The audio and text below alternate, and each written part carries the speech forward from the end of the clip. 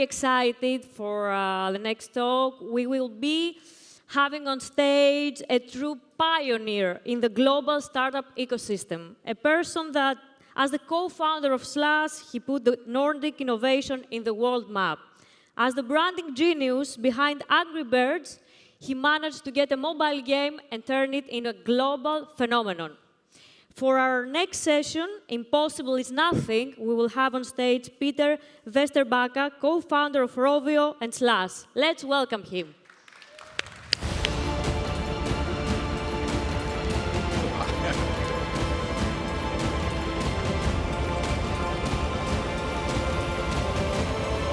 Hey. Yes, so hey, good morning on my behalf as well. So first of all, it's like fantastic to be here. And I really think that we have, like a fantastic event here. So it makes me super happy. And I think that this is, as I would say, like a really, really good start. And of course, it's a great way to, love the brand. So this great way to kind of like celebrate Athens and Greece and kind of like, of course, all the startups and everything. But yeah, I'll try to be brief. So first of all, I've always been an entrepreneur. I actually started my entrepreneurial journey at the original tech startup.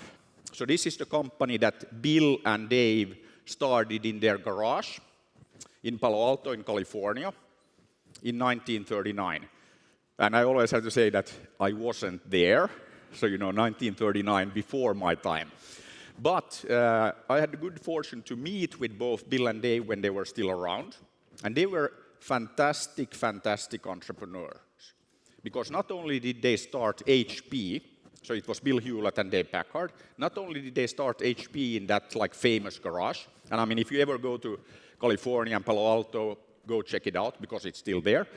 Because that garage, Bill and Dave didn't only start HP. That garage is considered the birthplace of Silicon Valley. So that's kind of like where it all started.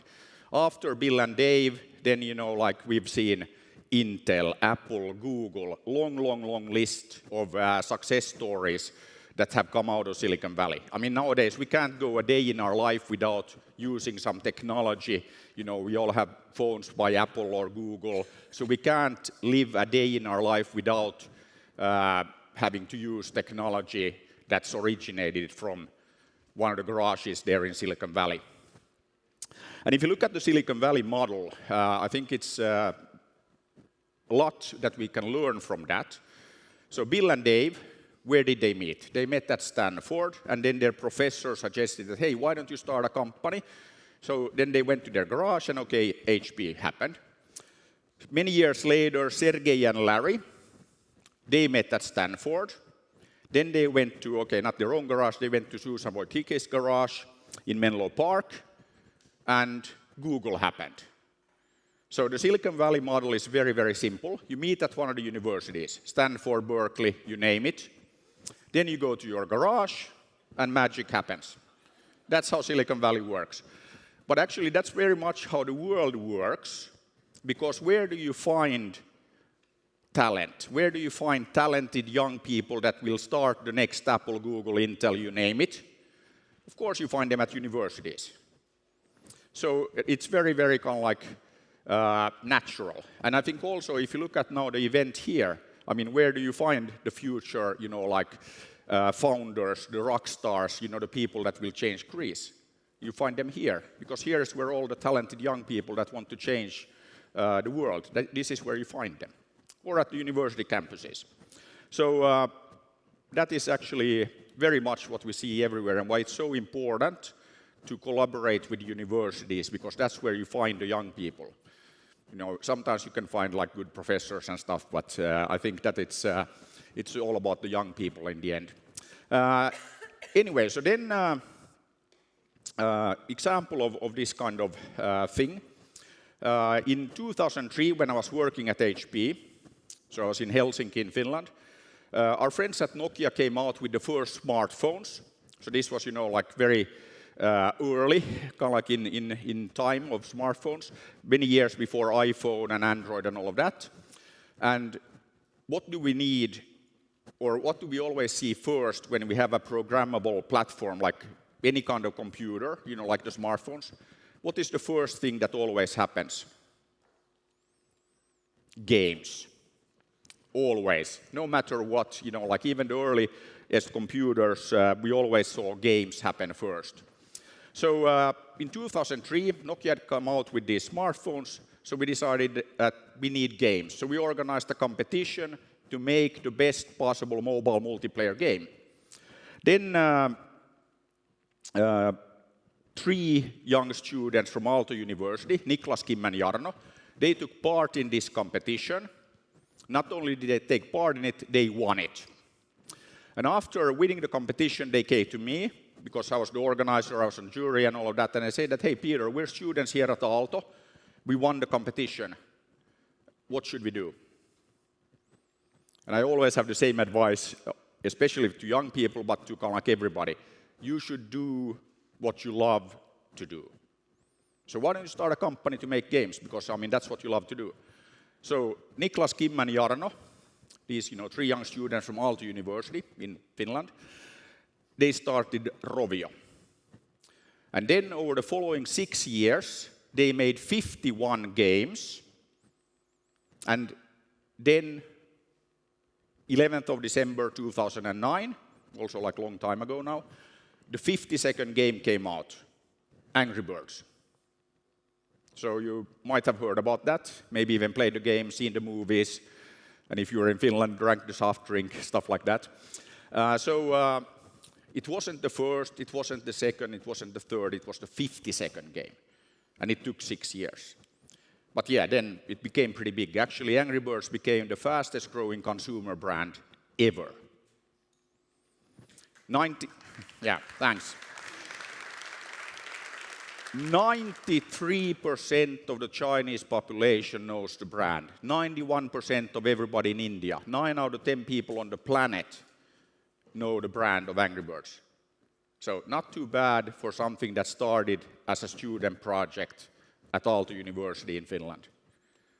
And what I always say is that, I mean, if 3 young students in Finland, in Helsinki, can create Angry Birds, there's absolutely no reason why 3 young students here in Athens, here in Greece, couldn't do the same. It's all about role models. So after Rovio, I mean, okay, I met Ilkka and the guys already at my HP time, like early 2000 something, when they were doing a company called like Sumea, and they were making puzzle games for the early like Java phones. Then Ilkka and the guys were looking at what we did at Rovio. They had just started a company called Supercell. And then they looked at us and said that, hey, if the Rovio guys can do that, so can we. And then they made Supercell actually 10 times more successful than Rovio, and they became the first decacorn, company worth 10 billion in our part of the world. So very, very important to have these kind of role models. And now, of course, everybody in Finland thinks that they can make the next Angry Birds and they can build a games company. Now we have hundreds and hundreds of game studios, and we are actually the place where we have the highest talent density when it comes to making games.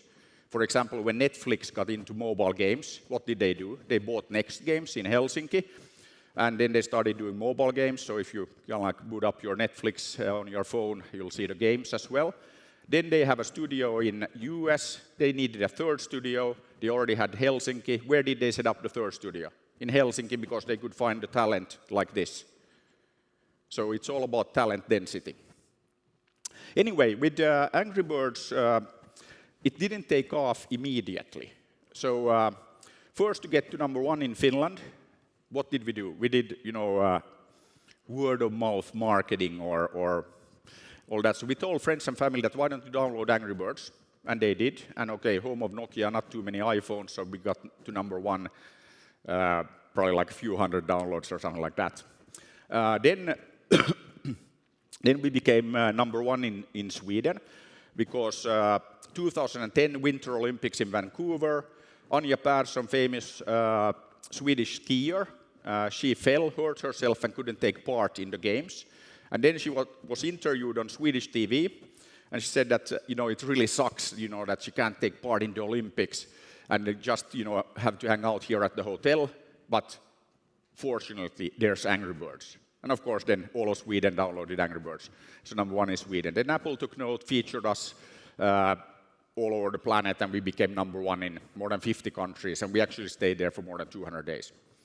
But then early days of Angry Birds, and I think this was like a very important kind of like moment, at least for me.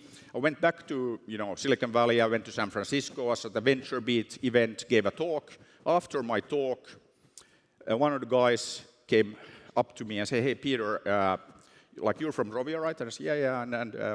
So then he said, "Can I have my picture taken with you?" And I was like, "What? Like why would anybody like to have their picture taken with me? I wasn't wearing a red hoodie or anything. Like what is this?" But then I realized that wow, we have so many fans, all ages, all over the planet. So then I went back to Rovio headquarters in Finland, and then I told the guys there that, hey, we can make this not only big, but we can make it huge. Let's go for 100 million downloads. And then everybody told me that, Peter, it's impossible. Not even Tetris has gotten there. They've been around 20 years and not gotten to 100 million. So it's impossible. It can't be done. And you have to remember that at this time we had flyers at the office saying that Angry Birds, 500,000 downloads. And now we laughed at, okay, 500,000. But then what happened was first year, 50 million downloads. Christmas 2010 happened. We added 25 million. March 2011, 100 million. After that, everything became easy because we also grew the company from 12 people when the game launched to 850. All the new Rovio people, when you ask them, what does the company do? They said, yeah, we make games, 100 million happens, new game, 100 million. That's what we do, it's normal. Of course, it's not normal, but we learn how to do that. When we launched Angry Birds Space, we launched it on the ISS together with NASA up there in space because, Angry Birds Space makes sense. So why not? So we did that and we got to 100 million.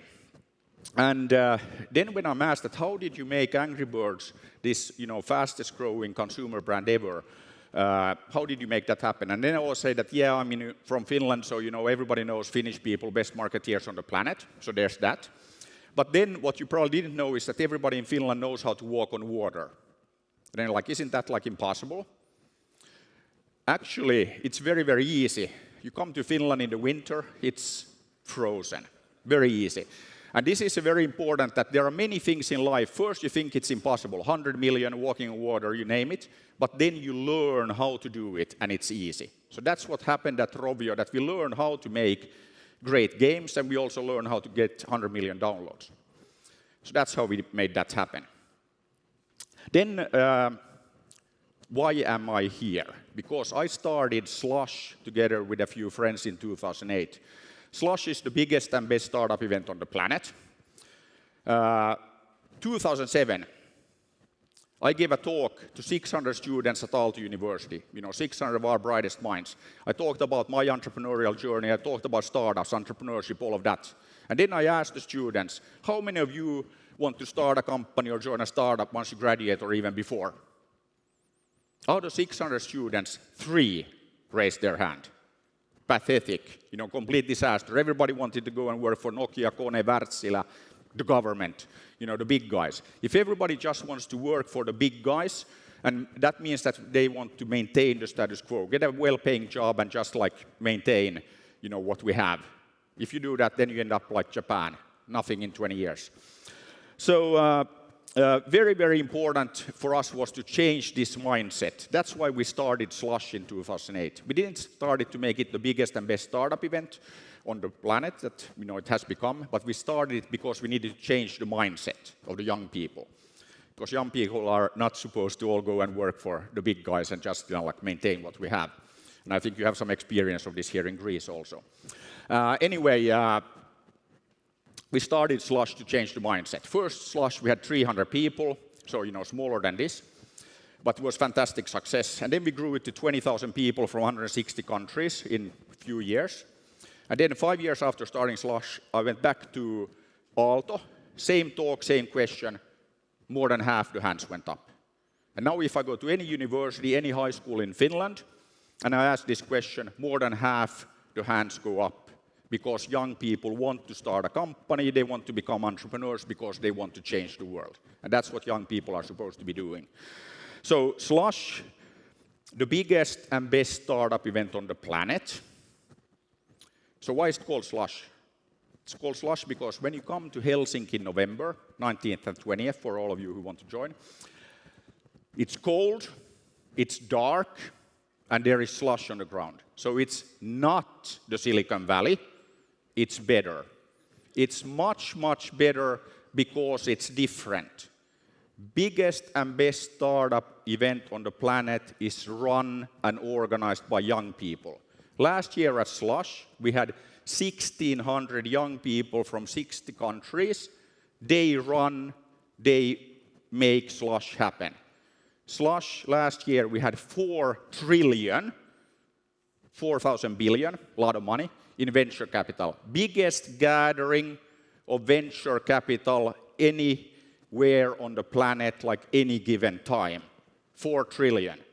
And the whole event run by young people that want to change the world.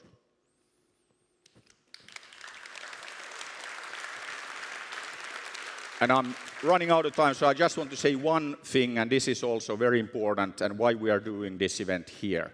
It's the job of us slightly older people to make sure that we keep governments and old people out of the way, while the young people here change the world and Greece. Thank you very much.